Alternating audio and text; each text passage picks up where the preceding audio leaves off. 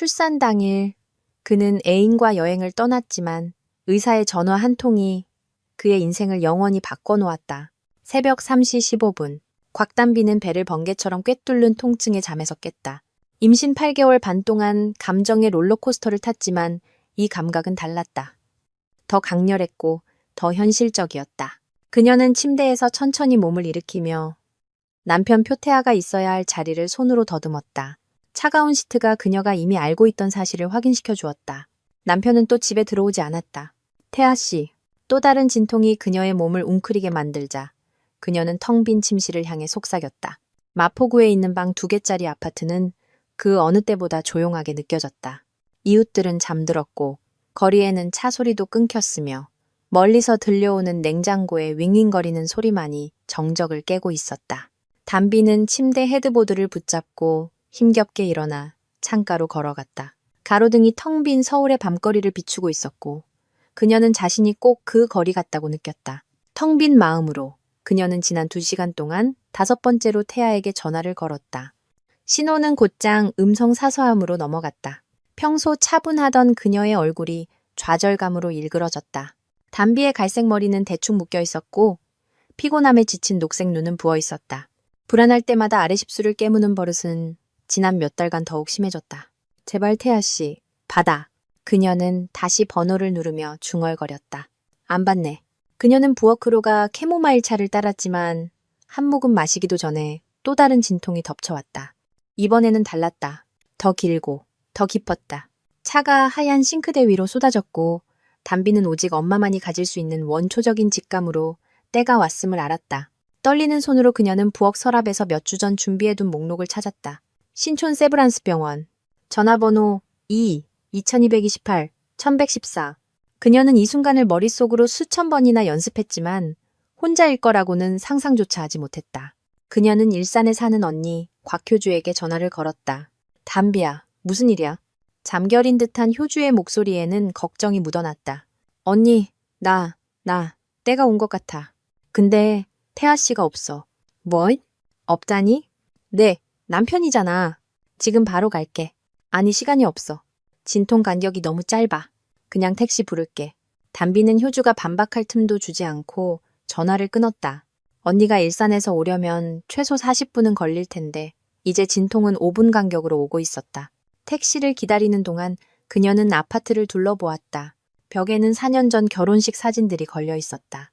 신혼여행지였던 강릉 해변에서 웃고 있는 태하. 소박한 웨딩드레스를 입고 동네 성당 앞에서 그에게 안겨있는 그녀. 모든 사진 속에서 태하는 완벽한 남편처럼 보였다. 잘생기고 자상하고 다정한. 참으로 아이러니했다. 택시 호출벨이 그녀를 현실로 돌려놓았다. 그녀는 문 옆에 준비해둔 가방을 집었다. 잠옷, 속옷, 세면도구, 그리고 아기를 위해 직접 떴던 노란색 담요. 아파트 문을 닫는 순간 그녀는 인생의 한막을 닫는 듯한 기묘한 기분을 느꼈다. 택시기사는 경상도 사투리를 쓰는 나이든 아저씨였는데 백미러로 그녀를 걱정스럽게 쳐다보았다. 괜찮으십니까, 손님? 다른 분은 안 오시고요? 네, 저 혼자예요. 병원까지 가는 길은 빨간 신호등, 텅 빈 거리, 그리고 점점 더 강해지는 진통으로 흐릿하게 기억될 뿐이었다. 단비는 뒷좌석에 매달려 출산교실에서 배운 대로 호흡했지만 그 무엇도 이 순간 느끼는 외로움에 대비시켜주지는 못했다. 신촌 세브란스 병원 응급실에 도착하자 한 간호사가 휠체어를 가지고 그녀를 맞았다. 차갑고 인공적인 조명으로 밝혀진 하얀 복도를 따라 이동하는 동안 단비는 자신이 작고 연약하게 느껴졌다. 보호자분은 어디 계신가요? 간호사가 서류를 작성하며 물었다. 단비는 대답하기까지 시간이 걸렸다. 남편이 아들의 탄생보다 더 중요한 일이 있다고 판단했다는 것을 어떻게 설명할 수 있을까? 곧 올 거예요. 그녀는 거짓말을 했다. 하지만 분만실로 옮겨지는 동안 단비는 진실을 알고 있었다. 태아가 오지 않을 것이라는 것을. 그리고 결혼 4년 만에 처음으로 그녀는 그것이 진정으로 무엇을 의미하는지 생각하기 시작했다. 분만실 문이 그녀 뒤에서 확고한 소리를 내며 닫혔다. 마치 운명이 돌이킬 수 없는 무언가를 봉인해버린 것처럼 단비가 신촌 세브란스 병원 분만실에서 고통과 싸우고 있을 때 약 500km 떨어진 곳에서 표태하는 제주 신라 호텔 테라스에서 샴페인 잔을 들어 올리고 있었다. 아침 햇살이 그의 레이벤 선글라스에 반사되었고 그의 미소는 올바른 결정을 내렸다고 믿는 남자의 것이었다. 자유를 위하여 그는 옥린의 잔에 자신의 잔을 부딪히며 건배했다. 25살의 옥린은 플래티넘 블론드 헤어에 헬스장에서 다져진 몸매를 가지고 있었다. 그녀는 웃음을 터뜨렸다. 하얀 비키니는 그녀의 그을린 피부와 대조를 이루었고 원하는 것을 얻기 위해 완벽하게 연마한 계산된 미소를 짓고 있었다. 우리를 위하여, 자기. 드디어 단둘이네. 그녀는 그에게 키스하기 위해 다가서며 대답했다. 태아는 6개월 전 그가 영업이사로 일하는 디지털 마케팅 회사에서 옥린을 만났다. 그녀는 막 졸업한 인턴으로 들어왔고 그가 견고하다고 믿었던 결혼 생활을 흔들어 놓은 야망과 관능미를 동시에 지니고 있었다. 처음에는 회의 중 오가는 의미심장한 눈빛뿐이었고 그 다음엔 늦게까지 이어지는 업무를 핑계댄 커피타임. 그리고 마침내 서울 외곽의 호텔에서의 은밀한 만남으로 이어졌다. 이 모든 것 중에 뭐가 제일 좋은지 알아? 태아가 호텔의 인피니티 풀에서 동해 바다를 바라보며 말했다. 드디어 숨을 쉴 수 있다는 거야. 담비는 항상 너무 진지하고 늘 아기 얘기, 미래 계획, 책임감 같은 것만 말하잖아. 옥리는 고개를 끄덕였지만 속으로는 모든 제스처를 계산하고 있었다. 태아가 임신한 아내를 떠나게 만들기까지 몇 달이 걸렸지만 인내심은 그만한 가치가 있었다. 태아는 높은 연봉에 자가 아파트가 있었고 가장 중요한 것은 그녀에게 완전히 빠져 있다는 점이었다. 내 아내는 너한테 과분했어. 옥리는 태아의 가슴을 어루만지며 속삭였다. 진정한 여자는 자기 남자에게 공간을 줄 때를 아는 법이지. 태아는 인정받는 기분이었다. 그것이 바로 그가 듣고 싶었던 말이었다. 담비는 항상 너무 감정적이었고 너무 의존적이었다. 옥린이 상징하는 자유와 어떻게 비교할 수 있겠는가. 보조 테이블 위에 놓아둔 그의 휴대폰이 집요하게 진동했다. 화면에는 곽단비라는 이름이 떠 있었다. 부재중 전화 6통. 태아는 짜증스럽게 그것을 쳐다보고는 무음으로 바꿨다. 안 받을 거야? 옥린이 물었지만 그녀의 말투는 부정적인 대답을 기대하는 것이 분명했다. 받아서 뭐해? 또 눈물과 비난이겠지. 생각할 시간이 필요하다고 분명히 말해뒀어. 태아가 분명히 말해둔 것은 사흘 전 끔찍한 부부싸움이었다. 담비가 언제든 진통이 올 수 있으니 제주도 여행을 취소해달라고 부탁했을 때였다. 그는 숨이 막힌다며 공간이 필요하다고 소리쳤다. 담비는 울고 애원했지만 그는 이미 결정을 내린 후였다. 옥리는 미소 지었다. 그녀는 태아가 자기 자신에게까지 거짓말을 하고 있다는 것을 알았다. 그가 신경 쓰지 않는다고 생각했을 때 엿들은 통화 내용에 따르면 담비는 드라마틱한 여자가 아니었다. 그녀는 그저 사랑에 빠진 여자였고 남편이 아들의 탄생에 함께 있어주길 바라는 기본적인 것을 요구하고 있을 뿐이었다. 하지만 그건 옥린의 문제가 아니었다. 그녀의 목표는 태아를 그의 과거 삶으로부터 돌이킬 수 없을 만큼 충분히 오랫동안 떼어놓는 것이었다. 이리 와. 그녀는 그를 선베드로 끌어당기며 말했다. 그런 건 다 잊어버려. 지금은 오직 너와 나뿐이야. 태아는 샴페인과 제주도의 햇살이 죄책감의 흔적을 지워주는 것을 느끼며 그녀에게 몸을 맡겼다. 몇 달 만에 처음으로 그는 완벽하게 자유롭다고 느꼈다. 한편 서울에서 담비는 몇 시간의 진통 끝에 병실로 옮겨졌다. 조기 백발의 심각한 표정을 한 50대 의사, 탁시원 원장님이 걱정스럽게 그녀의 차트를 검토했다. 곽담비 산모님, 진통 간격이 다시 벌어지고 있습니다. 유도 분만을 해야 할 것 같습니다. 남편분은 아직 오시는 중인가요? 담비는 눈을 감았다. 더 이상 거짓말할 힘도 없었다. 안 올 거예요. 뒤이은 침묵은 그 어떤 진통보다 고통스러웠다. 여미경이라는 나이든 간호사가 엄마처럼 그녀의 손을 꼭 잡아주었다. 그럼 오늘 우리가 산모님 가족이에요. 혼자가 아니에요. 하지만 담비는 알고 있었다. 그녀는 혼자였다. 완전히 혼자.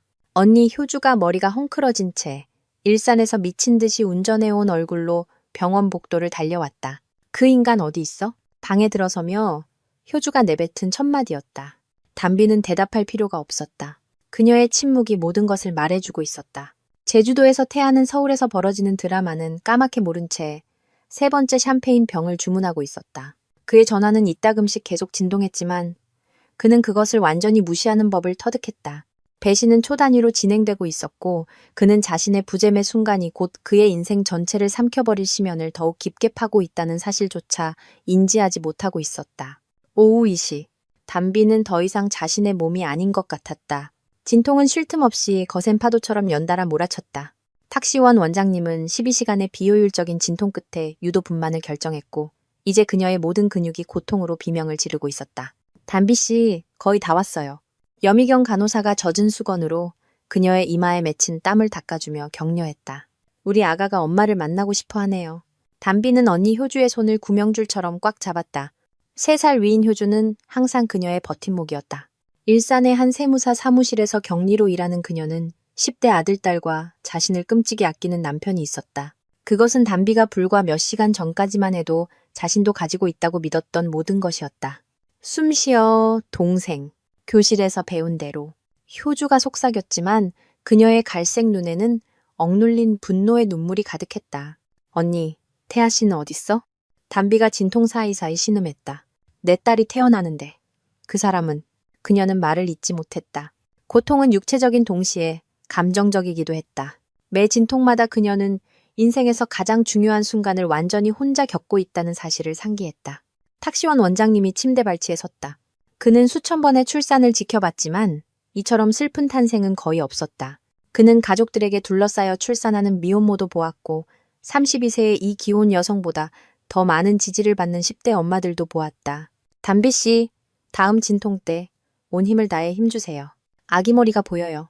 담비는 눈을 감고 집중했다.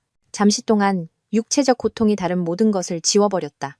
표태아도 제주도도 배신도 없었다.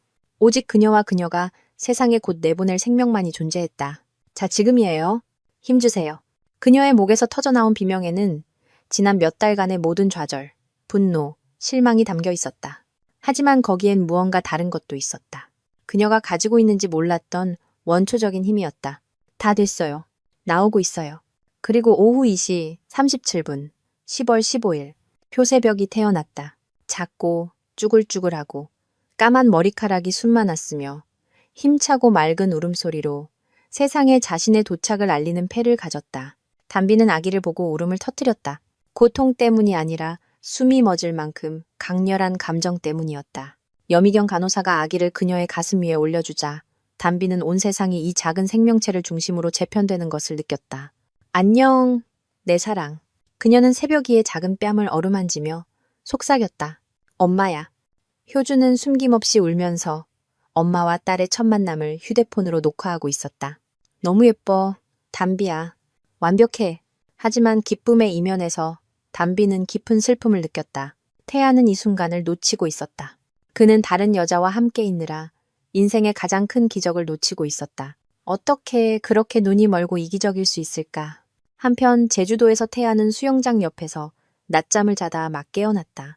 오전에 마신 샴페인 때문에 두통이 왔고 해가 기울기 시작하고 있었다. 옥리는 제주 시내로 쇼핑을 갔고 그는 오늘 처음으로 혼자만의 생각에 잠겼다. 그의 휴대폰에는 담비에게서 온 부재중 전화 17통과 효주에게서 온 5통이 찍혀 있었다. 읽어보지도 않은 문자 메시지도 여러 개 있었다. 무슨 일 있나? 그는 처음으로 진정한 걱정을 느꼈지만 이내 담비가 늘 그렇듯 드라마를 만들고 있는 것이라고 스스로를 설득했다. 아마 가짜 진통이었을 것이고 자기가 허둥지둥 돌아오길 바라는 거겠지. 그 함정에 빠지지는 않을 것이다. 그는 옥린에게 전화를 걸었다. 자기. 벌써 돌아왔어? 보고 싶네. 항구에 있어, 자기야. 예쁜 샌들 찾았어. 저녁에 클럽 디오션 예약할까? 옥린의 목소리는 밝고 걱정 없었다. 물론이지. 오늘 밤은 축하 파티야. 뭘 축하하는데? 태아는 해가 하늘을 주황빛으로 물들이기 시작하는 수평선을 바라보았다. 드디어 내가 자유로워진 걸 축하해야지. 서울에서 담비는 새벽이에게 처음으로 모유 수유를 하고 있었다. 아기는 마치 엄마가 세상의 전부라는 것을 본능적으로 아는 듯 즉시 젖을 물었다. 투사네요. 엄마처럼요. 바이탈을 다시 확인하러 온 여미경 간호사가 말했다. 담비는 며칠 만에 처음으로 미소 지었다. 맞았다. 그녀는 투사였고 이제 싸워야 할 이유가 생겼다. 탁시원 원장님이 심각한 표정으로 병실에 들어왔다. 담비 씨, 드릴 말씀이 있습니다. 출산 중에 약간의 합병증이 있었습니다. 혈압이 위험할 정도로 떨어졌고 출혈이 정상보다 많았습니다. 지금은 괜찮지만 남편분은 아직도 안 나타나시는군요. 법적으로 일어난 일에 대해 그분께 알려야 합니다. 담비는 품에 잠든 딸을 내려다보았다. 새벽이는 갓난아기 특유의 완벽한 평온함 속에서 숨쉬고 있었다. 주변에서 벌어지는 드라마는 전혀 모르는 채 원장님, 하셔야 할 일을 하세요. 하지만 이제부터 중요한 가족은 이 아이뿐이라는 것만 알아주세요. 탁시원 원장님은 고개를 끄덕이고는 손에 전화를 든 채 병실을 나갔다. 이제 표태아가 자신의 결정에 대한 결과를 마주할 시간이었다. 그가 곧 걸게 될 전화는 모든 것을 영원히 바꿔놓을 것이었다. 태아는 호텔 스위트룸 욕실에서 저녁 식사를 위해 면도를 하던 중이었다. 그의 휴대폰 벨 소리가 대리석 벽에 부딪혀 울리며 그가 하루 종일 가꿔온 편안한 분위기를 깨뜨렸다. 화면에 모르는 번호가 뜨자 그는 전화를 거절하려 했지만 무언가 그의 마음을 바꾸었다. 여보세요? 표태아 씨 되십니까? 곽단비 씨 남편분이시죠? 상대방의 목소리는 전문적이고 진지했다. 네, 맞는데요. 누구시죠? 서울 신촌 세브란스 병원의 탁시원입니다. 부인께서 몇 시간 전에 출산하셨다는 소식을 전해드리려고 전화했습니다. 태아는 얼어붙었다. 면도 거품이 얼굴에서 뚝뚝 떨어지는 동안 그 말의 무게가 그의 마음속에 자리 잡았다. 마음 한구석에서는 이 순간이 올 것이라는 것을 알고 있었지만 그는 애써 무시해왔다. 아, 출산했군요. 괜찮나요? 따님은 오후 2시 37분에 태어났고 몸무게 3.2kg로 아주 건강합니다. 하지만 출산 과정에서 부인께서 심각한 합병증을 겪으셨습니다. 산후출혈이 있었고 혈압이 위험 수준까지 떨어졌습니다. 다행히 안정시켰지만 정말 위험한 상황이었습니다. 태아는 욕조 가장자리에 주저앉았다. 다리에 힘이 완전히 풀렸다. 딸, 단비는 혼자 출산했고 위험에 처했었다. 지금은 괜찮나요? 안정적입니다. 태아 씨, 지금 어디에 계십니까? 부인께서 내내 남편분을 찾으셨습니다. 아버지가 자녀의 탄생에 함께하지 않는 것은 매우 이례적인 일입니다. 의사의 목소리에 담긴 암묵적인 비난이 명백했다. 태아는 세상이 무너져 내리는 것을 느꼈다. 저는 출장 중입니다. 알겠습니다. 오셔서 서류에 서명도 하시고 당연히 따님도 만나보셔야 할 겁니다. 그리고 일부 지역 언론에서 이 상황에 대해 보도했다는 점도 알려드려야겠군요. 아무래도 가족 중 한 분이 언론에 제보한 것 같습니다. 6이라고 하더군요. 언론이요? 6이라니요? 의사는 의미심장한 침묵을 지켰다. 태아 씨, 부인께서는 완전히 혼자 출산하셨습니다. 언니분이 오셨을 때는 이미 진통이 시작된 후였습니다. 기자들은 이 상황을 가장 취약한 순간에 벌여진 것이라고 표현하고 있습니다. 돌아오실 때 그 점에 대비하셔야 할 것 같습니다. 태아는 떨리는 손으로 전화를 끊었다. 그는 욕실 거울 속 자신을 보았다. 얼굴은 창백했고 반쯤 닦인 면도 거품 자국이 선명했다. 몇 달 만에 처음으로 그는 자신을 명확하게 보았고 보이는 모습이 전혀 마음에 들지 않았다. 옥린이 쇼핑백을 들고 노래를 흥얼거리며 스위트룸으로 들어왔다. 자기야, 내가 얼마나 예쁜 것들을 찾았는지 봐. 그녀는 그를 보고 멈칫했다. 무슨 일이야? 얼굴이 벽지처럼 하얗네. 담비가 아기를 낳았어. 옥린은 쇼핑백을 바닥에 내려놓았다. 그녀의 표정은 즉시 변했지만 재빨리 평정을 되찾았다. 예상했던 거잖아? 벌써 8개월 넘었으니까 합병증이 있었대. 위험했어. 그리고 언론에서 6이라고 떠들고 있어. 옥리는 다가와 그의 어깨에 손을 얹었다. 태아야, 내 말 들어. 넌 누구도 버리지 않았어. 그저 유독한 상황에서 벗어나기 위해 성숙한 결정을 내렸을 뿐이야. 담비는 항상 너무 드라마틱했잖아. 널 죄책감에 빠뜨리려고 합병증을 과장했을 게 분명해. 옥리나, 내 딸이야. 내 딸이 태어났는데 내가 거기 없었다고. 그래서 출산 때 같이 못 있는 아빠들이 수두룩해. 세상 끝나는 일 아니잖아. 게다가 지금 넌 나랑 있잖아. 이게 네가 원하던 거 아니었어? 태아는 마치 그녀를 처음 보는 사람처럼 쳐다봤다. 그녀의 눈에 담긴 냉담함. 일어난 모든 일을 계산적으로 축소하는 방식. 어떻게 이전에는 깨닫지 못했을까? 나 돌아가야 할 것 같아. 돌아가? 옥린의 목소리가 날카로워졌다. 미쳤어? 그 여자한테 또 조종당할 셈이야? 태하야, 머리로 생각해. 지금 돌아가면 넌 절대 그 여자한테서 벗어날 수 없어. 내 딸이야. 옥린아, 네가 원하지도 않던 그 딸이라고. 임신이 실수였다고 담비가 억지로 가진 거라고 나한테 수천 번이나 말했잖아. 기억 안 나? 태아는 뺨을 맞은 듯한 기분이었다. 맞았다. 그는 그런 말들을 했다. 하지만 현실이 정면으로 닥쳐온 이 순간 그는 그 말들이 얼마나 끔찍하게 들리는지 깨달았다. 그의 전화가 다시 울렸다. 이번에는 효주였다. 표태, 하씨, 나 효주예요. 의사한테 전화는 받았겠죠. 처형, 저는 아무 말도 하지 마세요. 딱 한 가지만 말할게요. 내 동생 오늘 죽을 뻔했어요. 알겠어요? 죽을 뻔했다고. 근데 당신은 그 애인이랑 놀러 다니고 있었죠. 어떻게 아세요? 제발요, 표태아 씨. 온 서울이 당신이 어디서 누구랑 있는지 다 알아요. 그 여자의 인스타그램이 아주 노골적이던데요. 공항사진 수영장에서 건배하는 사진. 당신 아내가 병원에서 피 흘리고 있을 동안에요. 태아는 메스꺼움을 느꼈다. 옥린이 그들의 여행 사진을 올리고 있었다는 사실을 전혀 몰랐다. 처형, 지금 바로 돌아가겠습니다. 이미 늦었어요. 하지만 오려거든 단단히 각오하는 게 좋을 거예요. 온 가족이 당신이 한 짓을 다 알고 있으니까. 절대 쉽지 않을 거라고 장담하죠. 전화가 끊겼다.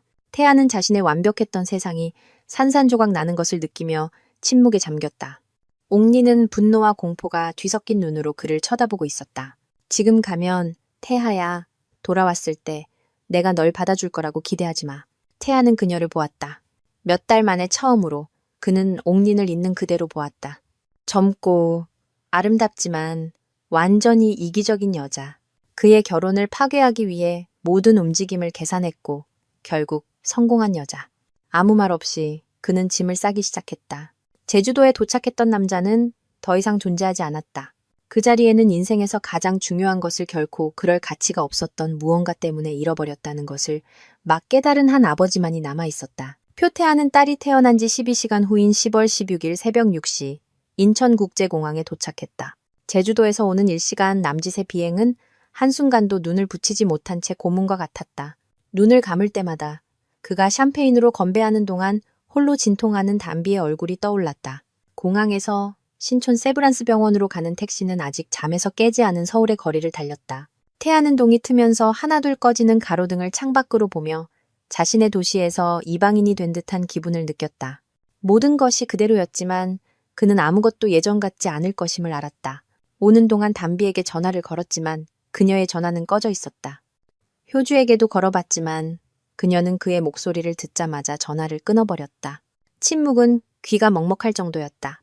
병원에 도착한 태아는 비틀거리는 걸음으로 산부인과 병동으로 향했다. 몇 년 만에 처음으로 그는 진심으로 긴장감을 느꼈다. 간호사 데스크에서 안경을 쓴 나이든 간호사가 곽단비의 병실을 묻는 그를 차갑게 쳐다보았다. 아버님이세요? 그 질문은 비난처럼 들렸다. 네, 표태아입니다. 간호사는 그의 구겨진 청바지, 다림질하지 않은 셔츠, 그리고 이틀간 깎지 않은 수염을 위아래로 훑어보았다. 서류에 적힌 대로 출장에서 막 돌아온 사람처럼 보이지 않았다. 312호실입니다. 하지만 아내분께서 면회를 원치 않으신다고 하더군요. 태아는 위가 오그라드는 것을 느꼈다. 그는 하얀 복도를 걸었다. 그의 발소리가 리놀륨 바닥에 울려 퍼졌다. 312호실 문에 도착했다. 유리창을 통해 그는 침대에 앉아 작은 뭉치를 팔에 안고 있는 담비를 볼 수 있었다. 모유 수유 중이었다. 그가 딸을 처음 보는 순간이었다. 그는 조심스럽게 문을 노크했다. 담비가 고개를 들었고 그를 보자 그녀의 표정이 굳어졌다. 영원처럼 느껴지는 몇 초 동안 그들은 서로의 눈을 바라보았다. 그러고 나서 담비는 다른 곳으로 시선을 돌렸다. 들어와. 그녀의 목소리는 감정이 없었다. 태아는 마치 지뢰밭을 걷는 사람처럼 병실로 들어섰다. 담비는 옅은 파란색의 병원 환자복을 입고 있었다. 머리는 대충 묶여 있었고 깊은 다크서클이 그녀의 얼굴에 자리 잡고 있었다. 하지만 그녀에게는 무언가 다른 점이 있었다. 태아가 본 적 없는 단단함이었다. 안녕 담비야. 안녕 태아 씨. 그녀의 목소리는 온기 없이 날카로웠다. 제주도는 어땠어? 그 질문은 비수처럼 꽂혔다. 태아는 담비가 팔에 안고 있는 작은 생명체를 보며 천천히 침대 쪽으로 다가갔다. 담비야, 나 정말 미안해. 네가 진통을 시작할 줄은 몰랐어. 뭐? 진통을 시작할 줄 몰랐다고? 태아 씨, 나 9개월 임신부였어. 어느 순간에 그런 일이 일어나지 않을 거라고 생각한 건데? 태아는 그 질문에 대답할 말이 없었다. 그는 침대 옆 의자에 조심스럽게 거리를 두고 앉았다. 아이는 어때? 그가 아기를 보며 물었다. 이름은 새벽이야. 몸무게는 3.2kg. 아주 건강해. 합병증도 없고. 담비는 의도적으로 말을 끊었다. 엄마랑은 다르게. 의사 선생님한테 들었어. 힘들었다고. 산후출혈. 위험할 정도로 낮은 혈압. 수혈받을 뻔했어. 담비는 그의 눈을 똑바로 쳐다봤다. 내 남편이 제주도에서 자기 비서랑 놀아나느라 너무 바빴기 때문에 우리 언니가 응급상황 동의서에 서명해야 했어. 태아는 그 노골적인 말에 움츠러들었다. 담비는 결코 그렇게 말하는 사람이 아니었다. 담비야, 그 사람 내 비서 아니야. 그게 당신 변명이야? 비서가 아니라는 거? 담비는 씁쓸한 웃음을 터뜨렸다. 태아 씨, 나 사진 봤어. 온 세상이 다 봤다고. 옥린이가 인스타그램에 위치 태그까지 해서 올렸더라. 내가 피 흘리며 죽어가고 있을 때 당신들 둘이 건배하는 사진. 태아는 현실이 다시 한번 그를 강타하는 것을 느꼈다. 그는 소셜미디어를 생각하지 못했다.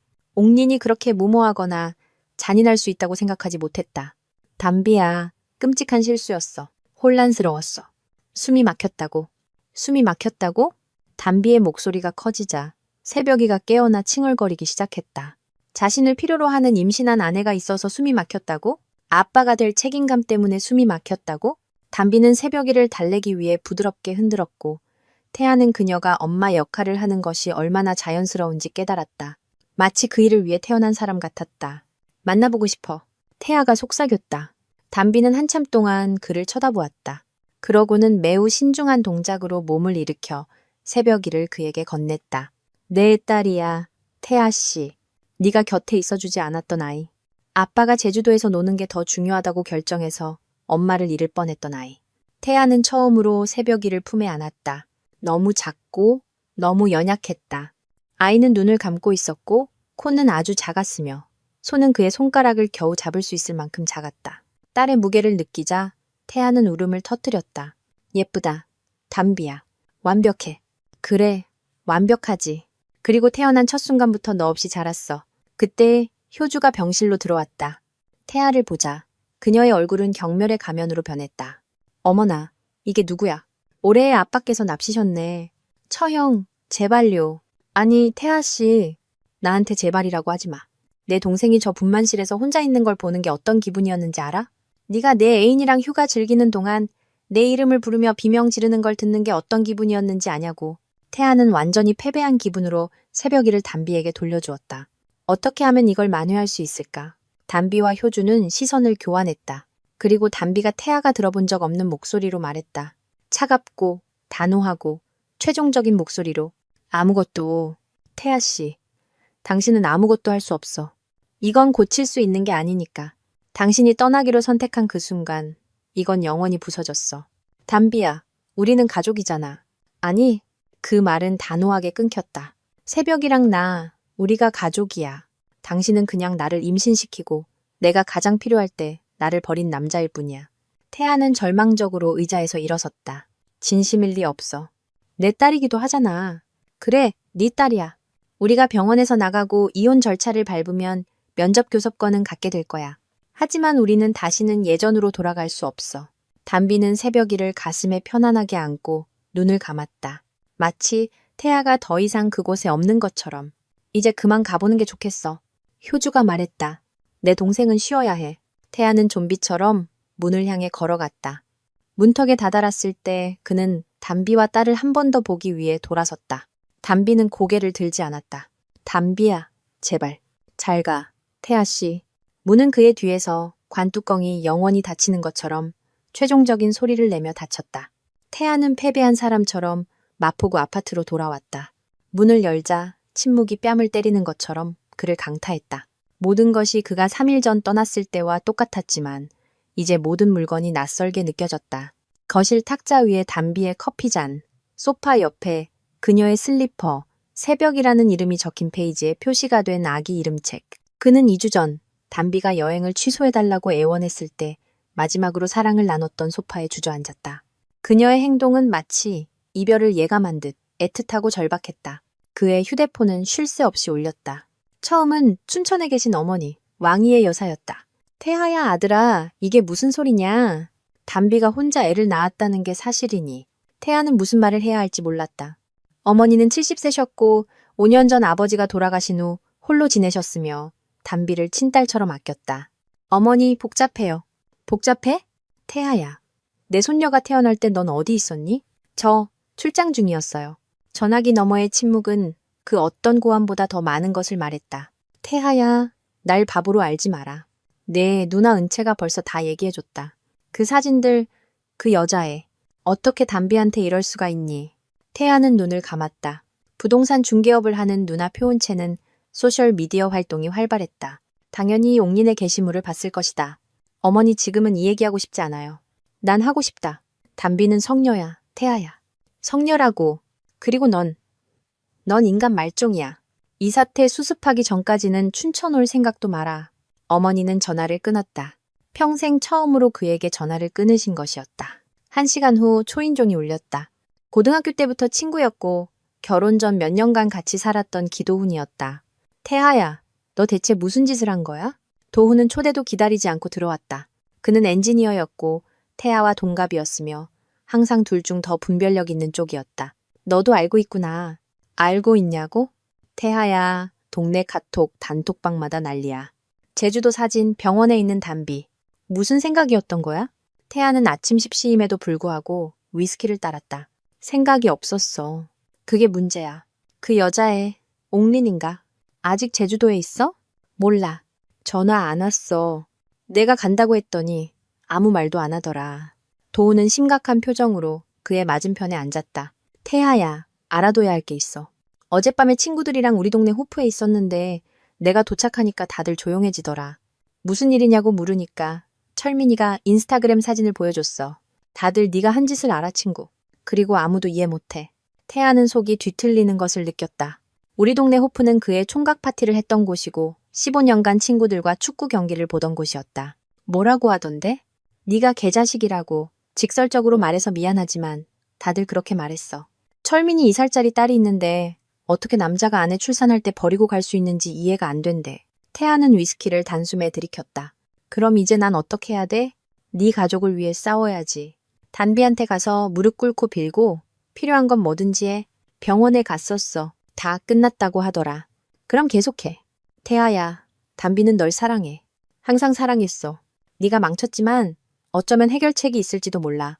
그 순간 태아의 휴대폰이 울렸다. 모르는 번호였다. 표태하입니다. 네, 누구시죠? 서울데일리의 갈상덕 기자입니다. 출산 중인 아내를 유기한 사건에 대해 몇 가지 질문드리고 싶습니다. 태아는 즉시 전화를 끊었지만 전화는 다시 울렸다. 이번에는 다른 지역 온라인 매체의 기자였고 그 다음엔 라디오 방송국 기자였다.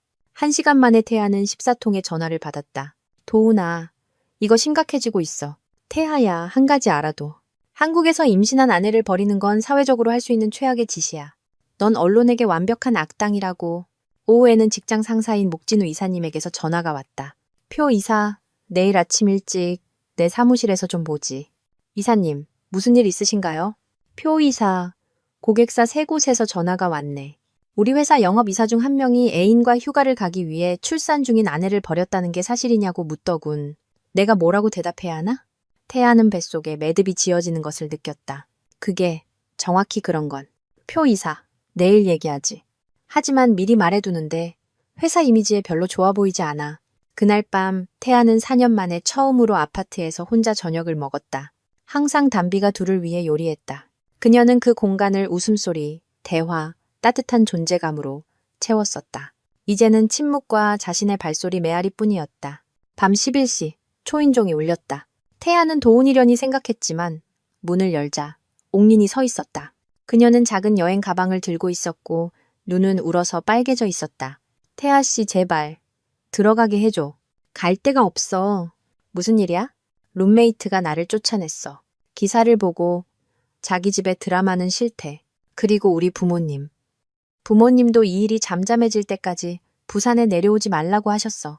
태아는 문턱에서 움직이지 않고 그녀를 쳐다보았다. 3일 전 세상에서 가장 매력적인 여자로 보였던 옥리는 이제 낯선 사람. 그의 인생을 파괴하는데 일조한 낯선 사람으로 보였다.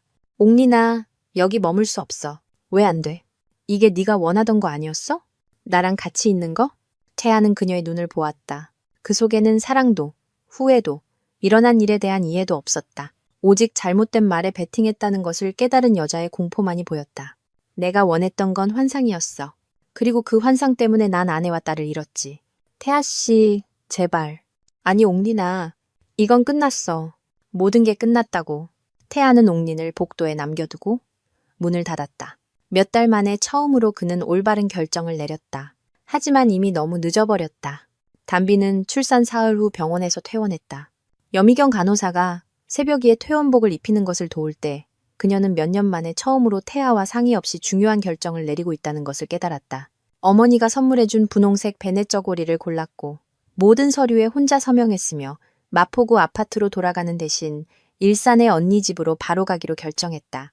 정말 남편분께 전화 안 해도 괜찮겠어요? 여미경 간호사가 새벽 일을 카시트에 앉히며 물었다. 괜찮아요. 이제 제 남편 아니에요. 담비는 스스로도 놀랄 만큼 차분하게 대답했다. 일산까지 가는 길은 해방감을 주었다. 담비는 새벽이와 함께 뒷좌석에 앉아 창밖으로 멀어지는 서울을 보았다. 매 킬로미터마다 그녀는 도시뿐만 아니라 과거의 자신으로부터도 멀어지고 있었다. 의존적이고 불안해하며 항상 태아의 인정을 기다리던 여자. 효주의 집은 조용한 주택단지에 있는 연립주택으로 빨간 제라늄이 자라는 작은 앞마당이 있었다. 그들이 도착했을 때 효주의 아이들인 16살 이겸이와 14살 아인이 환영해요 새벽이 라고 쓰인 손수 만든 현수막과 분홍색 풍선을 들고 문 앞에서 기다리고 있었다. 이모, 안아봐도 돼요? 아인이가 10대 특유의 수줍음과 설렘이 섞인 목소리로 물었다. 단비는 미소 지었다. 며칠 만에 처음으로 짓는 진심 어린 미소였다. 물론이지. 하지만 소파에 앉아서 집안에서 단비는 즉시 포근함을 느꼈다. 효주는 빌려온 아기 침대로 손님방을 꾸며놓았고 냉장고는 집밥으로 가득 채웠으며 집안 곳곳에 신선한 꽃을 놓아두었다. 효주의 남편 노태평은 아버지 같은 포옹으로 그녀를 맞았다. 처제, 필요한 만큼 여기 있어. 여긴 처제 집이야. 고맙다는 말은 한마디도 듣고 싶지 않네. 태평은 일산에서 카센터를 운영했다. 그는 말수가 적었지만 행동은 큰 사람이었다. 담비는 항상 효주와 그의 관계를 남몰래 부러워했다. 견고하고 평온하며 상호 존중에 기반을 둔 관계. 처음 며칠은 계속해서 적응하는 시간이었다. 담비는 유가와 수유에 관한 모든 책을 읽었지만 그 무엇도 싱글맘이 되는 현실에 대비시켜주지는 못했다. 새벽이는 3시간마다 깼고 담비는 거의 잠을 자지 못했으며 그녀의 온 세상은 기저귀 갈기, 수유, 그리고 다른 누군가가 전적으로 자신에게 의존하고 있다는 이상하지만 아름다운 느낌으로 축소되었다. 어느 날 아침 담비가 마당에서 새벽이에게 수유하고 있을 때 예상치 못한 방문객이 찾아왔다. 그녀의 고등학교 시절 국어 선생님이었던 변정임 선생님이었다. 70세의 그녀는 담비의 10대 시절 제2의 어머니와 같은 존재였다. 내 새끼, 어떻게 지내니? 변 선생님은 특유의 자연스러운 우아함으로 그녀 옆에 앉으며 물었다. 괜찮아요, 선생님. 혼란스럽지만 괜찮아요. 내 언니가 나한테 무슨 일이 있었는지 얘기해줬을 때 뭐라고 했는지 아니? 드디어 네가 정말로 얼마나 강한지 발견하게 될 거라고 했단다. 담비는 품에서 잠든 새벽이를 내려다보았다. 강하게 느껴지지 않아요. 길을 잃은 것 같아요. 강함이란 두려움이 없는 게 아니란다. 담비야. 강함이란 두려움에도 불구하고 해야 할 일을 하는 거지. 그리고 넌 네 딸을 키우고 있고 결정을 내리고 있고 앞으로 나아가고 있잖니. 그게 강한 거란다. 그날 오후 담비는 바르셀로나에 사는 대학 시절 가장 친한 친구 장가람에게서 전화를 받았다. 담비야, 병원에 못 가봐서 정말 미안해. 일이 다 지나고 나서야 알았어.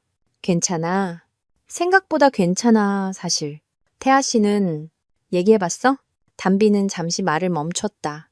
누군가가 태아를 미리 판단하지 않고 물어본 것은 처음이었다. 가람아, 나 이혼 신청할 거야. 확실해? 내 말은 사람들은 끔찍한 실수를 저지르기도 하잖아. 하지만 가람아, 이건 실수가 아니었어. 선택이었지. 태아 씨는 자기 딸이 태어나는 날 다른 여자와 함께 떠나기로 선택했어. 그건 실수가 아니라 그가 정말 어떤 사람인지를 보여주는 것이야. 내 말이 맞아. 필요한 거 있어? 돈이라든가 변호사 구하는데 도움이 필요하다든가. 지금은 괜찮아. 언니가 다 도와주고 있어. 새벽이가 태어난 지 2주 후 담비는 가장 어려운 발걸음을 내딛기로 결정했다. 짐을 챙기러 마포구 아파트로 돌아가는 것이었다. 그녀는 태평에게 동행을 부탁했다. 태아가 두려워서가 아니라 그곳에 혼자 돌아가는 것이 감정적으로 너무 힘들 것이라는 걸 알았기 때문이다. 문을 열자 익숙한 아파트 냄새가 파도처럼 그녀를 덮쳤다.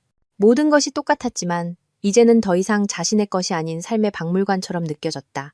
출산 전 씻지 않고 놔둔 커피잔이 싱크대에 그대로 있었고 그녀의 임신 관련 책은 진통에 대해 설명하는 페이지가 펼쳐져 있었다. 태아는 없었지만 테이블 위에 메모를 남겨두었다. 담비야, 제발 우리 얘기 좀 하자.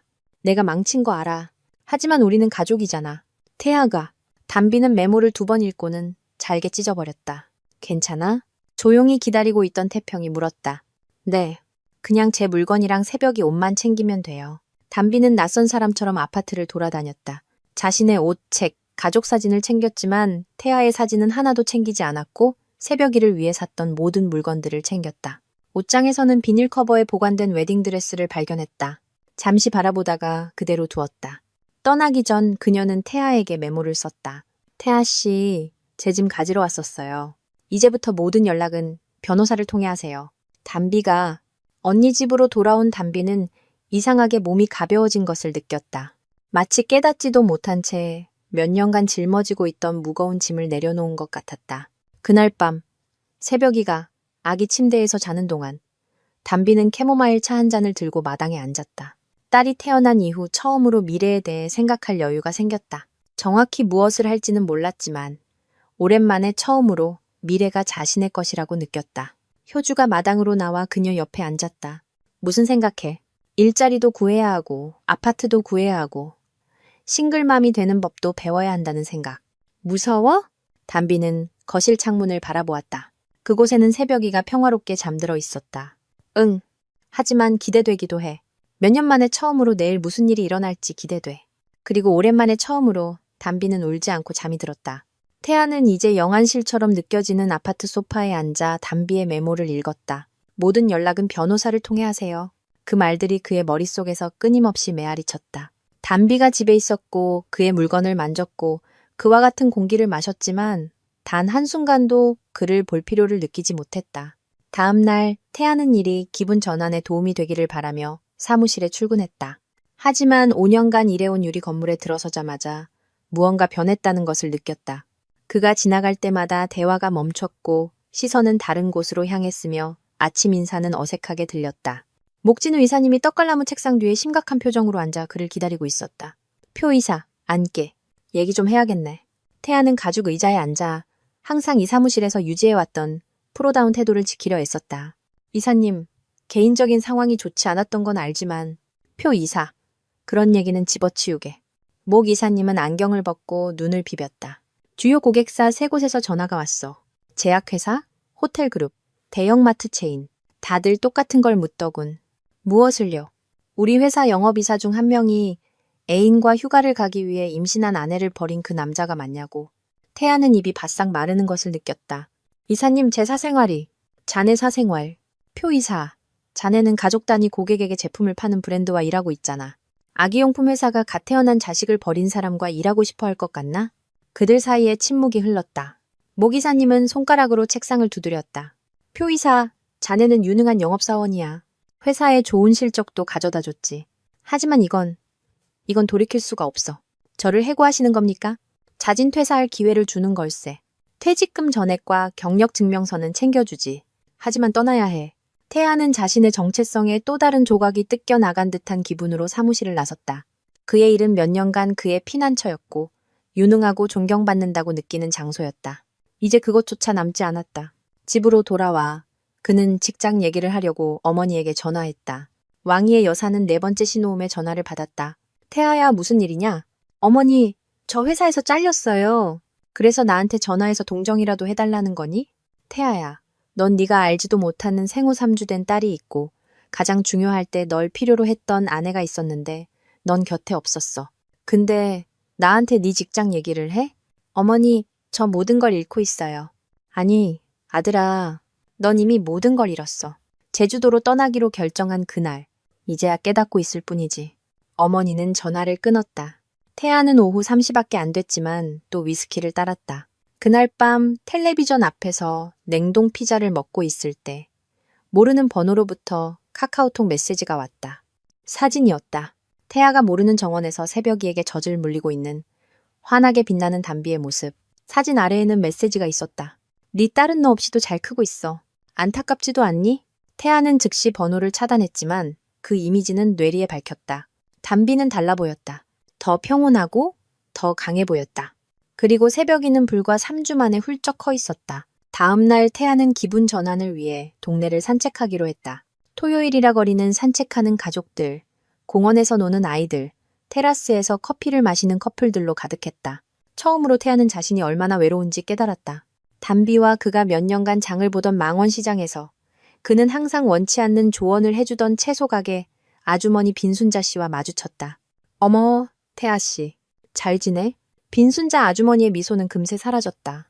뭐, 시장 사람들 다 자네 얘기하는 건 알겠지. 아주머니, 저는.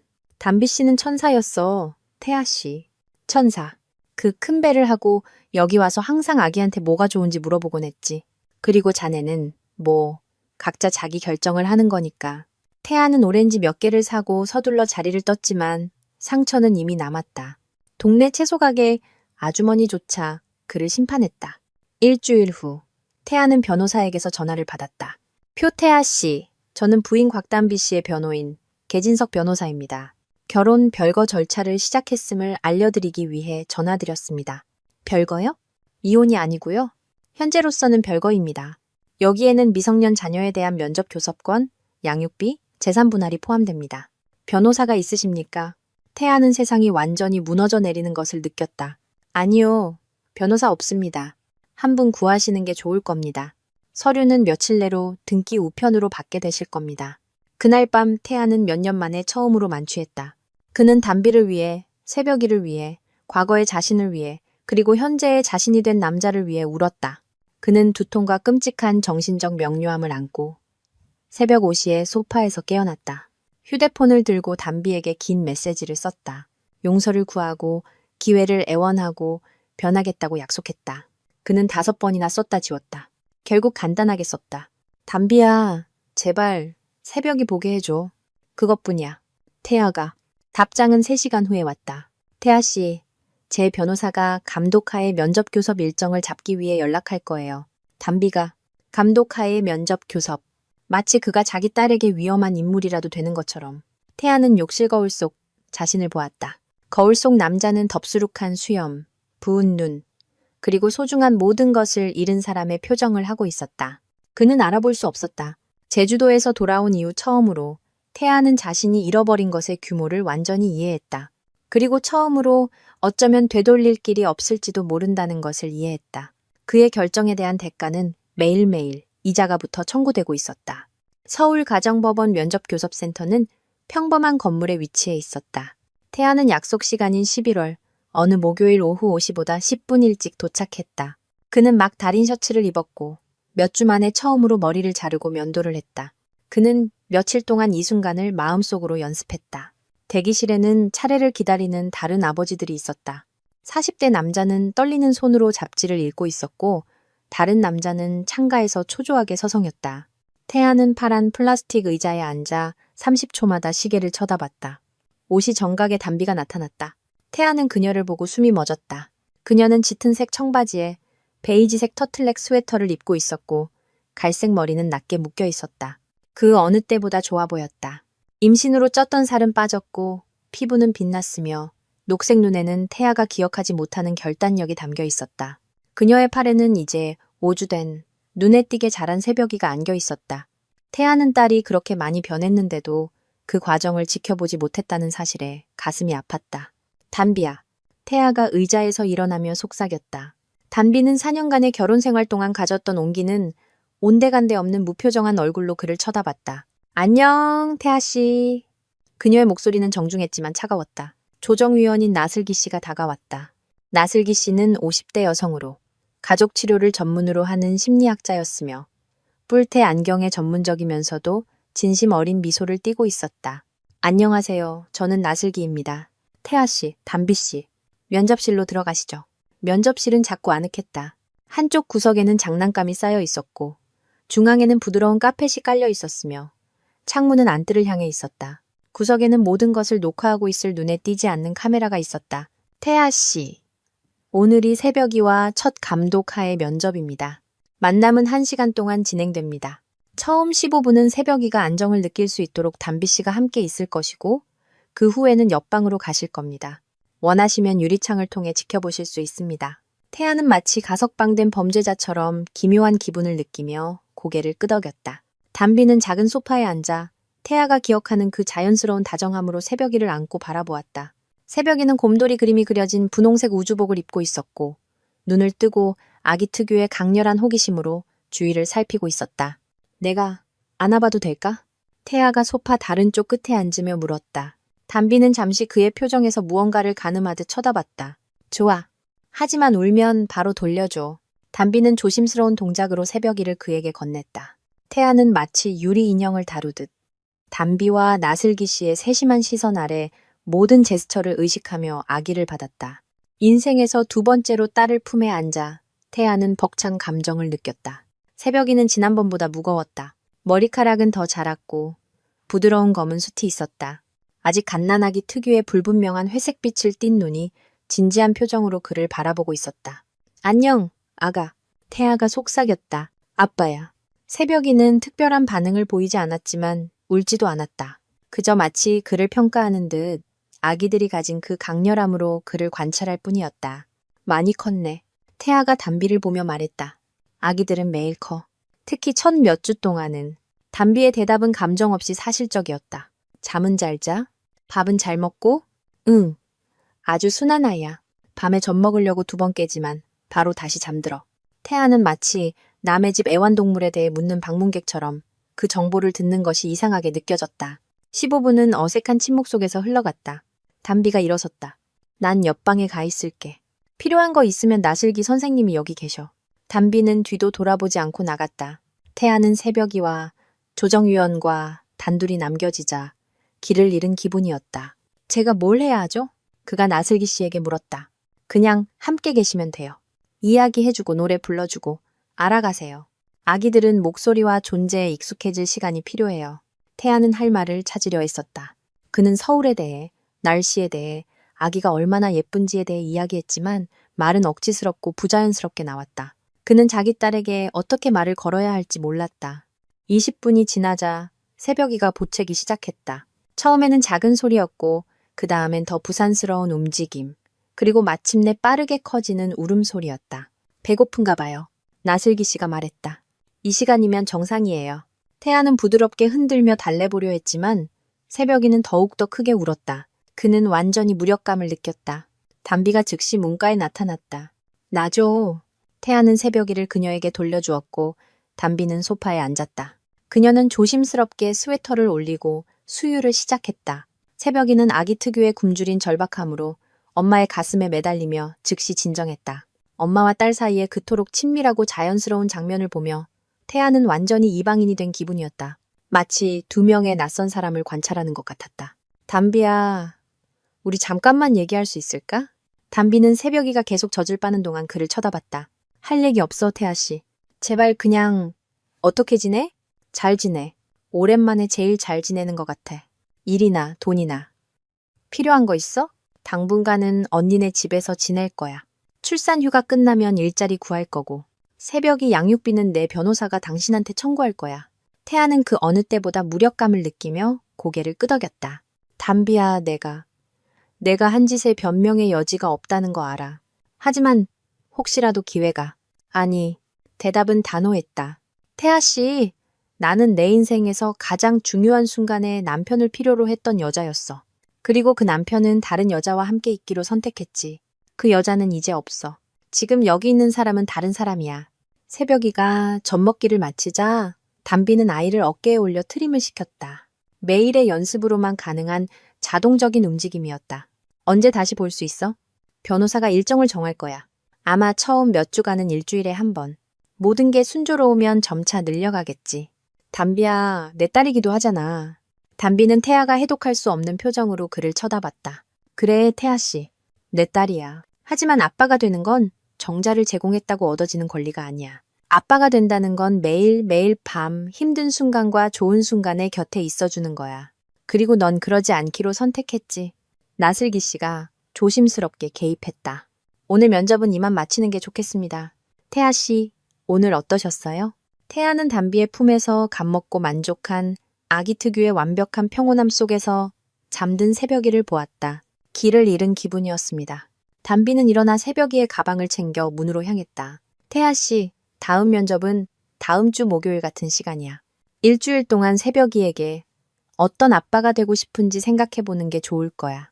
태아는 면접실 창문으로 그들이 떠나는 것을 지켜보았다. 담비는 효주가 기다리고 있는 차를 향해 단호한 걸음으로 걸어갔다. 단 한 번도 뒤돌아보지 않았다. 그날 밤 태아는 담비의 질문을 생각하며 잠 못 이루었다. 어떤 아빠가 되고 싶은지. 몇 주 만에 처음으로 그는 담비나 깨진 결혼 생활이나 자신이 잃어버린 것들에 대해 생각하지 않았다. 그는 오직 새벽이만을 생각했고 자신이 어떻게 그녀의 아빠가 되어야 할지 전혀 모른다는 것을 깨달았다. 새벽이가 태어난 지 4개월 후 2월의 매서운 추위가 서울에 찾아왔다.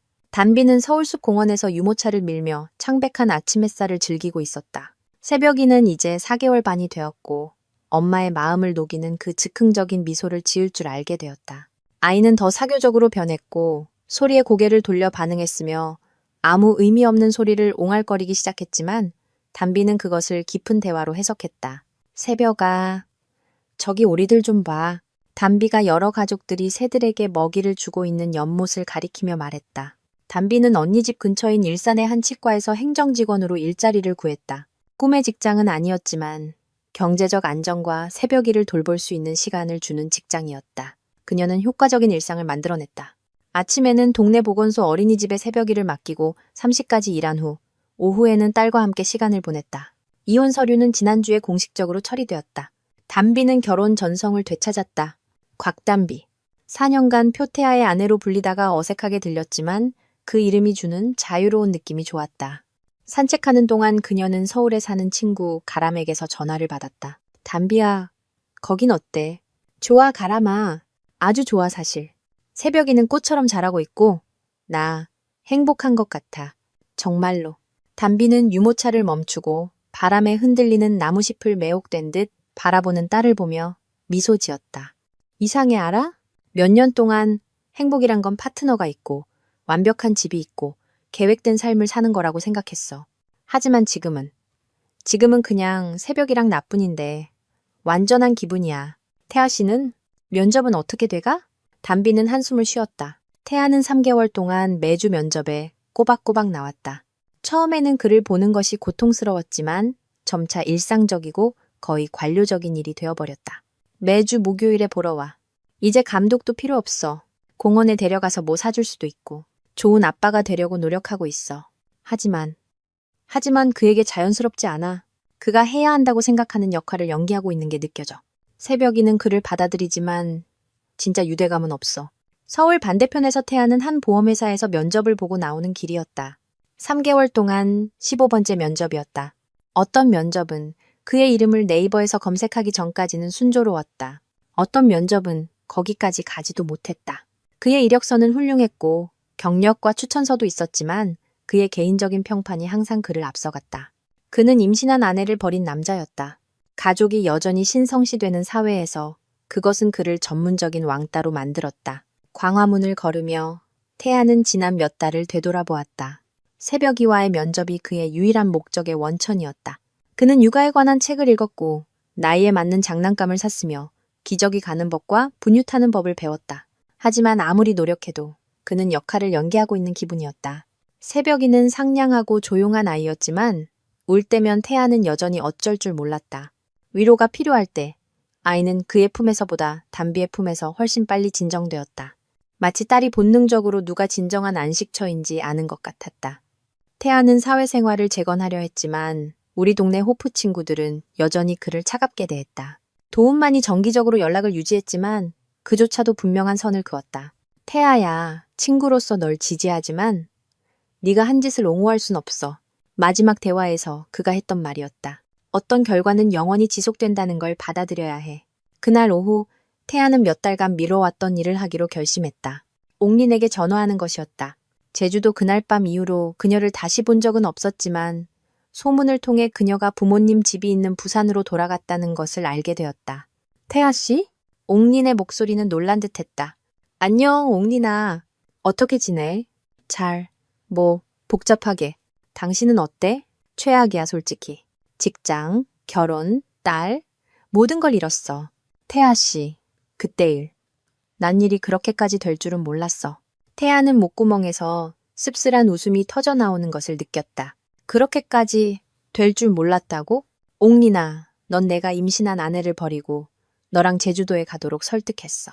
내가 설득한 거 아니야. 당신이 그 결혼 생활에서 벗어나고 싶어 했잖아. 난 그냥 거기에 있었을 뿐이야. 대화는 5분 더 이어졌다. 전화를 끊었을 때 태아는 자신이 책임을 전가할 다른 누군가를 찾고 있었다는 것을 깨달았다. 책임은 전적으로 자신에게 있었는데도 그날 저녁 담비는 좋은 친구가 된 이혼한 직장 동료와 저녁을 먹기로 했다. 그들은 일산의 한 식당 테라스에 앉아 있었고 새벽이는 유모차에서 평화롭게 잠들어 있었다. 담비야, 개인적인 거 하나 물어봐도 돼? 동료가 커피를 저으며 말했다. 물론이지. 연애하는 거 그립지 않아?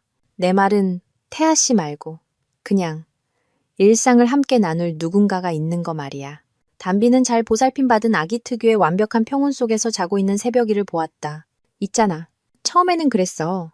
이혼하고 첫 며칠은 잠에서 깨면 자동적으로 옆에 누군가를 찾았지. 하지만 지금은 모르겠어. 내 인생에서 처음으로 나 자신과 잘 지내는 법을 배우고 있는 것 같아.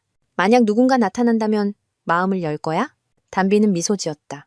배제하진 않아. 하지만 새벽이랑 내가 한 묶음이라는 걸 이해하는 사람이어야 할 거야. 내가 더 이상 파트너를 기쁘게 하려고 모든 것에 맞추는 여자가 아니라는 걸 이해하는 사람. 밤 11시 태아는 저축 덕분에 겨우 유지하고 있는 아파트에 앉아 있었다. 그는 냉동 피자로 저녁을 먹고 주의를 기울이지 않은 채 텔레비전을 보고 있었다. 침대 옆 탁자에는 그가 면접 때 찍은 새벽이의 사진이 있었다. 그가 가진 유일한 딸의 사진이었고 그는 매일 밤 잠들기 전에 그것을 보았다. 휴대폰이 울렸다. 모르는 번호였다. 표태합니다. 네. 누구시죠? 삼성생명의 갈상덕입니다. 오늘 면접에서 뵈었죠. 태아는 희망에 차서 몸을 일으켰다. 네. 물론입니다. 좋은 소식이라도 있나요? 태아 씨, 솔직하게 말씀드리겠습니다. 경력은 훌륭합니다. 저희가 찾는 경험을 가지고 계시고 면접도 잘 보셨습니다. 하지만 임원진에서 채용을 진행하지 않기로 결정했습니다. 왜죠? 태아 씨, 저희는 가족 단위 고객과 일합니다. 종신보험, 가족보험을 판매하죠. 영업사원의 이미지가 중요하고 당신의 개인적인 상황은 저희가 전달하고 싶은 가치와 맞지 않습니다. 태아는 전화를 끊고 천장을 멍하니 쳐다보았다. 3개월 만에 16번째 거절이었다. 다음 날은 목요일 새벽이와 만나는 날이었다. 태아는 이제 딸을 데리러 담비와 만나는 장소인 서울숲 공원에 정시에 도착했다. 담비는 효율적인 시스템을 개발했다. 5분 일찍 도착해서 새벽이의 일상에 대한 간단한 지시를 하고 불필요한 대화 없이 떠났다. 오늘 약간 감기 기운이 있어. 담비가 새벽이의 가방을 건네며 말했다. 만약 많이 울기 시작하면 전화해. 담비야, 우리 잠깐 얘기 좀 할 수 있을까? 담비는 조급한 표정으로 그를 쳐다봤다. 태아 씨, 나 바빠. 친구랑 약속 있어. 1분만. 새벽이에 대한 거야. 담비는 한숨을 쉬고 멈춰섰다. 무슨 일인데? 언젠가. 새벽이랑 내가 정상적인 관계, 진짜 아빠와 딸 관계가 될 수 있을 거라고 생각해? 담비는 그를 향해 발전시킨 그 조용한 호기심으로 아빠를 바라보는 새벽이를 보았다. 모르겠어, 태아 씨. 그건 당신한테 달렸어. 당신이 정말로 아빠가 되고 싶은 건지, 아니면 그냥 그래야 한다고 느끼는 건지에 되고 싶어. 하지만 어떻게 해야 할지 모르겠어. 아빠가 되는 건 책에서 배우는 게 아니야. 달력에 내 차례라고 적혀 있을 때가 아니라 내 딸이 널 필요로 할 때 곁에 있어주는 거야. 담비는 태아를 새벽이와 함께 남겨두고 떠났다. 그녀의 질문은 산책 내내 그의 머릿속에서 울렸다. 정말로 아빠가 되고 싶은 건가? 아니면 그냥 노력해야 한다고 느끼는 건가? 서울 거리를 유모차를 밀며 걸으면서 태아는 담비가 자신이 여전히 찾고 있는 평화를 찾았다는 것을 깨달았다. 그리고 어쩌면 그 탐색은 그가 혼자 해야 할 일일지도 모른다는 것을. 2년 후 2027년 10월 담비는 이제 2살 반이 된 새벽이가 어린아이들만이 가질 수 있는 순수한 기쁨으로 웃고 있는 그네를 밀어주고 있었다. 일산의 한 공원에서의 토요일 아침이었고 가을 햇살이 완벽한 분위기를 자아내고 있었다. 새벽이는 엄마의 갈색 머리와 주변 세상의 구석구석을 탐험하게 만드는 호기심 많은 성격을 가진 영리한 아이로 자랐다. 더 높이? 엄마, 더 높이? 새벽이가 한국어와 옹알이가 섞인 특유의 말투로 소리쳤다. 담비는 작은 보물처럼 소중히 여기게 된 이 순간들을 즐기며 미소 지었다. 그녀는 서울 시내의 한 법무사 사무실에서 더 좋은 일자리를 구했다. 언니 집 근처에 작지만 아늑한 자신만의 아파트도 있었고 둘을 위한 안정적이고 평온한 삶을 구축했다. 멀리서 6개월 전부터 만나기 시작한 남자. 하무진이 오는 것이 보였다. 그는 새벽이가 내년에 입학할 초등학교의 체육 선생님이었다. 이혼했으며 봄이라는 이름의 5살 딸이 있었다. 그들의 관계는 긴 대화와 상호 존중을 바탕으로 서두르지 않고 천천히 시작되었다. 안녕 꼬마 탐험가. 우진이 인사하자 새벽이가 두 팔을 벌리고 그에게 달려갔다. 우진은 첫 만남부터 담비와 새벽이가 불가분의 단위라는 것을 이해했다. 그는 결코 새벽이의 삶에서 아빠 자리를 차지하려 하지 않았고 그저 엄마를 웃게 만들고 학교에서 재미있는 이야기를 항상 가져오는 우진 아저씨가 됨으로써 아이의 사랑을 얻었다. 어제 면접은 어땠어? 우진이 담비가 새벽이의 장난감을 챙기는 동안 물었다. 담비는 부드럽게 한숨을 쉬었다. 태아의 면접은 여전히 2주에 한 번, 금요일마다 시계처럼 정확했다. 정확하고 예의 바르지만 아빠와 딸 사이에 존재해야 할 자연스러움은 없었다. 늘 똑같아. 새벽이는 그를 받아들이지만 마법 같은 건 없어. 태아는 여전히 역할을 연기하는 배우 같아. 서울 반대편에서 태아는 금천구에 있는 새 아파트를 청소하고 있었다. 마포구 아파트보다 작고 저렴했다. 그는 2년간의 간헐적인 구직 활동 끝에 마침내 한 사무용품 회사의 영업사원으로 일자리를 구했다. 꿈꾸던 직업은 아니었지만 생활비를 벌고 매달 꼬박꼬박 새벽이의 양육비를 지불할 수 있게 해주었다. 그의 사회생활은 여전히 거의 존재하지 않았다. 새로운 사람들을 만나려고 노력했고 심지어 데이팅 앱도 시도해봤지만 그의 과거는 항상 그림자처럼 나타났다. 그가 만난 여자들은 그의 과거를 전혀 모르다가 알게 되면 멀어지거나 미리 알고 그를 재활 프로젝트처럼 보았다. 가족과의 관계는 약간 개선되었다. 어머니는 이따금 전화했지만 대화는 여전히 차가웠다. 누나 은채는 최소한의 연락만 유지했고 친구들은 이제 진짜 친구는 없었다. 태아는 외로움에 익숙해졌지만 그것과 화해하지는 못했다. 매일이 기계적인 일상이었다. 일, 헬스장, 텔레비전, 잠. 새벽이를 만나는 금요일은 달랐지만 감정적으로도 지쳤다. 그날 오후 다음 금요일 면접을 위해 방을 준비하던 중이었다. 그는 작은 침대와 새벽이 나이에 맞는 장난감들을 샀다. 예상치 못한 전화가 왔다. 태아 씨, 나 담비야. 태아는 깜짝 놀랐다. 담비는 그에게 직접 전화한 적이 없었다. 담비야? 괜찮아? 새벽이한테 무슨 일 있어? 아니, 걱정 마. 새벽이는 괜찮아.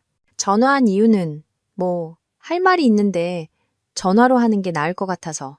태아는 최악의 상황에 대비하며 소파에 앉았다. 말해봐. 태아 씨, 나 만나는 사람 생겼어. 이름은 우진이야. 그리고 좀 진지해. 새벽이가 그 사람 얘기를 꺼내기 전에 당신이 먼저 알았으면 했어. 태아는 뱃속에서 이상한 찌름을 느꼈다. 정확히 질투는 아니었지만 더 복잡한 무언가였다. 담비가 완전히 앞으로 나아갔다는 최종적인 확인이었다. 새벽이한테. 잘해줘? 아주 잘해줘. 당신을 대체하려고 하지는 않아. 당신이 아빠라는 걸 이해해. 하지만 우리 삶에 함께하고 있어. 태아는 눈을 감았다. 담비야, 뭐 하나 물어봐도 돼? 물론. 행복해? 질문은 계획 없이 태아의 입에서 나왔고 그는 마치 자신의 인생이 걸린 것처럼 대답을 기다렸다. 태아 씨, 나 행복해. 정말로 행복해. 다행이다. 그리고 놀랍게도 태아는 자신이 진심으로 그렇게 말하고 있다는 것을 깨달았다. 담비는 행복할 자격이 있었다. 항상 그랬다. 태아 씨, 더 할 말 있어? 우진 씨한테 딸이 있어. 봄이라고. 그리고 조만간 우리 같이 살게 될 것 같아. 그게 새벽이와 당신의 면접에 아무런 영향을 주지 않을 거라는 건 알아줬으면 해. 알겠어. 전화를 끊은 후 태아는 1시간 동안 소파에 앉아 대화를 곱씹었다. 담비는 그가 파괴했던 것을 다시 찾았다. 가족, 그녀를 존중하고 그녀의 우선순위를 이해하며 사랑과 모성 사이에서 선택을 강요하지 않는 파트너. 다음 금요일 태아가 새벽이를 데리러 갔을 때 그는 처음으로 우진과 마주쳤다. 그는 태아와 비슷한 나이였고 키가 크고 편안한 미소를 지녔으며 자신과 평화로운 사람만이 가질 수 있는 그 조용한 자신감을 가지고 있었다. 표태하시시죠? 우진이 손을 내밀며 말했다. 하무진입니다. 태아는 본능적으로 그를 평가하며 악수했다. 우진에게는 적대감도 우월감도 없었다. 오직 진심 어린 예의만이 있었다. 안녕하세요. 두 사람을 잘 돌봐주셔서 감사합니다. 담비 씨와 새벽이는 아주 특별한 사람들이죠. 그런 딸을 두셔서 행운이시네요. 태아는 우진이 담비의 삶에서 자신의 역할을 축소하지 않으면서도 그의 부성애를 인정하는 완벽한 방법을 찾았다는 것을 깨달았다. 그날 오후 서울숲에서 새벽이와 산책하면서 태아는 비둘기를 쫓아다니는 딸을 지켜보았다. 딸은 끊임없이 이야기했고 어린이집 이야기, 봄이 이야기, 우진 아저씨 이야기를 했다. 그녀의 세계는 확장되었고 태아는 그중 작은 일부일 뿐이었다. 아빠는 여자친구 있어? 새벽이가 어린아이들의 그 잔인한 솔직함으로 갑자기 물었다. 아니, 아가. 아빠는 여자친구 없어. 왜? 태아는 새벽이의 눈높이에 맞춰 몸을 굽혔다. 왜냐하면 아빠가 오래전에 아주 큰 실수를 저질렀고 이제 그 결과와 함께 사는 법을 배워야 하거든. 새벽이는 담비에게서 물려받은 그 크고 총명한 눈으로 그를 바라봤다. 내가 뭐 부쉈을 때처럼 실수? 응, 하지만 훨씬 더 큰 실수야. 그리고 미안해라고 말할 수 없어? 태아는 목이 매는 것을 느꼈다. 가끔은 아가, 미안해라고 말하는 것만으로는 모든 걸 고칠 수 없단다. 새벽이는 어른들이 설명할 수 없는 진실을 이해한 듯 아이들이 가끔 보여주는 그 진지함으로 고개를 끄덕였다. 그날 오후 새벽이를 담비에게 데려다 주었을 때 태아는 전 아내가 특유의 자연스럽고 따뜻한 미소로 딸을 맞는 모습을 잠시 더 지켜보았다. 우진도 그곳에 있었고 봄일 것이 분명한 작은 여자아이를 안고 있었다. 잠시 동안 태아는 견고한 기반 위에 세워진 완전하고 행복한 가족의 모습을 보았다. 그리고 담비가 그것을 이뤄냈다는 것을 깨달았다. 단지 다른 사람과 함께였을 뿐. 그날 밤 아파트로 돌아오면서 태아는 마침내 거의 3년이 걸려 받아들인 무언가를 이해했다. 담비가 이겼다. 복수를 원하거나 그와 싸워서가 아니라 다른 모든 것보다 자신과 새벽이의 행복을 선택했기 때문이다. 태아는 잠시 옥린을 떠올렸다. 그녀에 대해 아무것도 듣지 못한 지 1년이 넘었다. 첫 해 동안 그녀는 몇 번 연락을 시도했지만 그는 답장을 멈췄다. 마지막으로 들은 소식은 공통의 지인이 옥린이 여전히 부산에서 옷가게 점원으로 일하며 미혼으로 지내고 있고 그곳에서도 평판이 좋지 않다는 것이었다.